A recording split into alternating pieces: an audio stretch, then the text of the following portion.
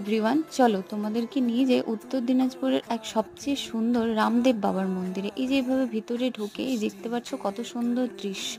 তোমরা যদি এখানে আসতে চাও তাহলে ট্রাই করো যাতে সন্ধ্যাবেলা বা রাতের বেলায় আসতে, কারণ এখানকার লাইটিং রাতের বেলা বেশি সুন্দর লাগে। দিনের বেলাও সুন্দর লাগে, কিন্তু রাতের বেলার লাইটিংটা সবচেয়ে অনেক বেশি সুন্দর, মানে দিনের বেলা থেকে অনেক সুন্দর। এই যে এইভাবে আমি ভিতরে চলে গেলাম। ভিতরে অনেক সময় আরতির সময় ক্যামেরা অ্যালাউ করে না, বাকিবার সময় ক্যামেরা অ্যালাউ করে। আর এভাবে এখানে জানো তো যোগা কেন্দ্র, রেস্টুরেন্ট, থাকার ব্যবস্থা সব কিছুই আছে। অনেক সময় মারওয়াড়িরা এখানে বিয়েও করে, আর সেটা অ্যালাউও করে। কিছুটা আরতি দেখার পর